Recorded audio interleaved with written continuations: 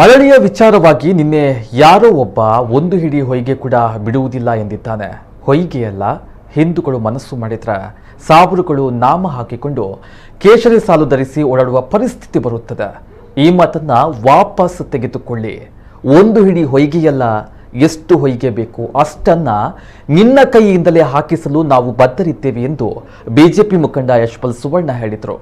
ಮಂಗಳೂರಿನಲ್ಲಿ ನಡೆದಂತಹ ಎಸ್ಡಿಪಿಐ ಜನಾಧಿಕಾರ ಸಮಾವೇಶದಲ್ಲಿ ಮರಳಿಯ ಒಂದು ಹಿಡಿಯ ಮರಳನ್ನ ನೀಡುವುದಿಲ್ಲ ಎಂಬ ರಾಜ್ಯಾಧ್ಯಕ್ಷರ ಹೇಳಿಕೆಗೆ ಉಡುಪಿಯಲ್ಲಿ ಪ್ರತಿಕ್ರಿಯೆ ನೀಡಿದ ಯಶ್ಪಾಲ್ ಅವರು, ಮಂಗಳೂರಿನಲ್ಲಿ ಎಸ್ಡಿಪಿಐ ತನ್ನ ಅಂತಿಮ ಶವಯಾತ್ರೆಯನ್ನ ಸಮಾವೇಶದಲ್ಲಿ ಹಲವು ಪ್ರಶ್ನೆಯನ್ನ ಕೇಳಿದ್ದಾರೆ. ಮರಳಿ ದರ್ಗಾ ಹಿಂದೂ ಕ್ಷೇತ್ರ ಅಂತ ವಿಳಿದೆಯ ಪ್ರಶ್ನೆಯಿಂದ ಸ್ಪಷ್ಟವಾಗಿದೆ. ಇದರಲ್ಲಿ ಸಹಕಾರ ನೀಡಿದ ಜ್ಯೋತಿಷ್ಯರಿಗೆ ನಾನು ಅಭಿನಂದನೆಯನ್ನ ಸಲ್ಲಿಸುತ್ತೇನೆ. ಹಿಂದಿನ ಕಾಲದ ಹಿಂದೂ ಧಾರ್ಮಿಕ ಕೇಂದ್ರಗಳನ್ನ ಟಿಪ್ಪು, ಘೋರಿ, ಗಜ್ನಿ ಅವರು ಅಪಹರಣ ಮಾಡಿದ್ದಾರೆ. ಈಗ ಮತ್ತೊಮ್ಮೆ ಇಂತಹ ಧಾರ್ಮಿಕ ಕೇಂದ್ರಗಳನ್ನ ಹಿಂದೂ ಧಾರ್ಮಿಕ ಕೇಂದ್ರವನ್ನಾಗಿ ಮಾಡಲು ಮಾರ್ಪಾಡು ಮಾಡುವ ಸಂದರ್ಭ ಬಂದಿದೆ ಎಂದು ಹೇಳಿದರು. ಇನ್ನು ಹಿಂದೂ ಧರ್ಮ ಯಾವಾಗ ಹುಟ್ಟಿಕೊಂಡಿತು ಎನ್ನುವುದರ ಬಗ್ಗೆ ನಿಖರವಾದ ಮಾಹಿತಿ ಯಾರಿಗೂ ತಿಳಿದಿಲ್ಲ. ಆದರೆ ಕ್ರೈಸ್ತ ಹಾಗೂ ಮುಸ್ಲಿಂ ಧರ್ಮಗಳು ಯಾವಾಗ ಪ್ರಾರಂಭವಾಯಿತು ಎನ್ನುವುದು ಎಲ್ಲರಿಗೂ ತಿಳಿದಿದೆ. ಹಿಂದೂಗಳ ಬಗ್ಗೆ ಮಾತನಾಡುವ ಮೊದಲು ಎಚ್ಚರ ವಹಿಸಿ.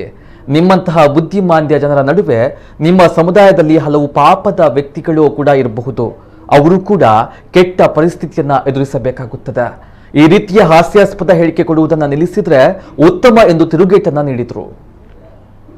ಅದರ ಇತಿಹಾಸ ನೋಡುವಾಗ ಅದು ಹಿಂದೂ ಸಂಪ್ರದಾಯದ ಪ್ರಕಾರ ಇದ್ದ ಧಾರ್ಮಿಕ ಕ್ಷೇತ್ರ ಎಂದು ಈಗಾಗಲೇ ಬಹಳಷ್ಟು ವೀಳ್ಯ ಪ್ರಶ್ನೆಗಳಲ್ಲಿರ್ಬೋದು, ಬಹಳಷ್ಟು ಜ್ಯೋತಿಷರ ಈ ಪ್ರಶ್ನೆ ಇಟ್ಟಾಗ ಕೇಳಿ ಬರ್ತದೆ. ಇತ್ತೀಚಿನ ಮಂಗಳೂರಿನ ಈ ಮಲಾಲಿ ದೇವಸ್ಥಾನದಲ್ಲಿ ಕೂಡ ಹಿಂದೆ ಹಿಂದೂಗಳ ಧಾರ್ಮಿಕ ಕ್ಷೇತ್ರವಾಗಿತ್ತು. ಎಲ್ಲ ಕೆಲವು ಪರಿಕರಗಳಲ್ಲಿ ದೊರಕಿದೆ. ಆ ಸಂದರ್ಭದಲ್ಲಿ ವೀಳ್ಯ ಪ್ರಶ್ನೆಯಲ್ಲಿ ಕೂಡ ಕಂಡು ಬಂದಿದೆ. ಮುಂದೆ ತಾಂಬೂಲ ಇದರಲ್ಲಿ ಅಷ್ಟಮಂಗಲ ಕೂಡ ಪ್ರಶ್ನೆ ಇಡುವಂಥ ಒಂದು ಆಲೋಚನೆಗಳನ್ನು ಮಾಡ್ತಿದ್ದಾರೆ.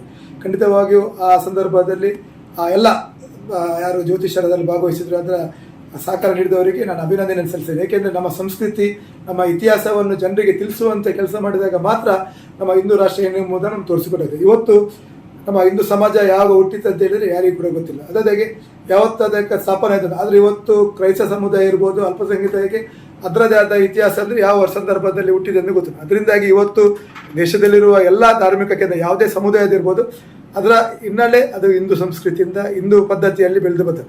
ಅದರಿಂದ ಹಿಂದೆ ಟಿಪ್ಪು ಸುಲ್ತಾನ್ ಇರ್ಬೋದು, ಕೆಲವಷ್ಟು ಗೋರಿ ಗಜನಿಗಳು ಅದನ್ನು ದಾಳಿ ಮಾಡಿ ಅವರ ಪ್ರಾರ್ಥನಾ ಮಂದಿರವನ್ನು ಪರಿವರ್ತಿಸಿದೆ. ಮತ್ತೊಮ್ಮೆ ಹಿಂದೂ ಸಂಸ್ಕೃತಿ ಏನೆಂಬುದನ್ನು ನಮ್ಮ ಇತಿಹಾಸ ತೋರಿಸುವ ದೃಷ್ಟಿಯಲ್ಲಿ ಇವತ್ತು ಮಲಾಲಿ ಅದು ಹಿಂದೂ ಕ್ಷೇತ್ರ ಎಂಬುದನ್ನು ಈ ತಾಮ್ರ ವಿಷಯದ ಕಂಡು ಬಂದಿದೆ. ಖಂಡಿತವಾಗಿಯೂ ಅದನ್ನು ಈ ಹಿಂದೆ ಯಾವ ರೀತಿಯಲ್ಲಿ ಹಿಂದೂ ಧಾರ್ಮಿಕ ಕೇಂದ್ರವಾಗಿತ್ತು ಅದನ್ನೆಲ್ಲ ಹಿಂದೂ ಧಾರ್ಮಿಕ ಕೇಂದ್ರ ಮಾರ್ಪಡುವಂಥ ಎಲ್ಲ ಪ್ರಯತ್ನಗಳು ಎಲ್ಲ ರೀತಿಯ ಸಹಕಾರ ನಾವು ಕೊಡ್ತೇವೆ.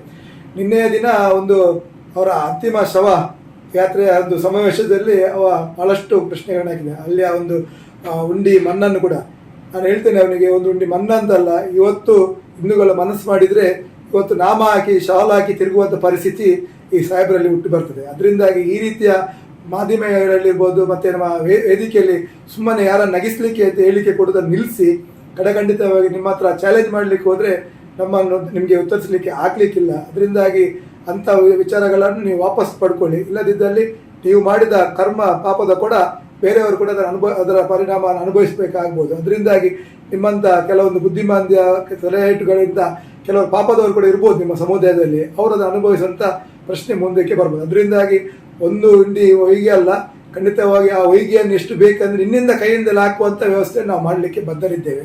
ಈ ರೀತಿ ಅಲ್ಲ ಸಲ್ಲದ ಈ ಹೇಳಿಕೆಗಳನ್ನು ಕೊಡಲಿಕ್ಕೆ ಹೋಗಬೇಡ. ನೀವು ಈಗಾಗಲೇ ತಾಂಟು ಮೋಟು ಎಂಬುದರ ಬಗ್ಗೆ ಜನರಿಗೆ ಗೊತ್ತಾಗಿದೆ. ನಿಮ್ಗೆಲ್ಲರಿಗೆ ತಲೆ ಸಮಯ ಇಲ್ಲ ಅಂತ ಆ ಮೂಲಕ ನೀವು ತೋರಿಸಿಕೊಟ್ಟಿದ್ದೀರಿ. ಅದರಿಂದಾಗಿ ಈ ರೀತಿಯ ಅಲ್ಲ ಸಲ್ಲದ ಆರೋಪಗಳು, ಅಲ್ಲ ಸಲ್ಲದ ಹೇಳಿಕೆಯನ್ನು ನೀಡುವುದು ಸೂಕ್ತ ಅಲ್ಲ ಅಂತ ಹೇಳಲಿಕ್ಕೆ ಬಯಸ್ತೇನೆ.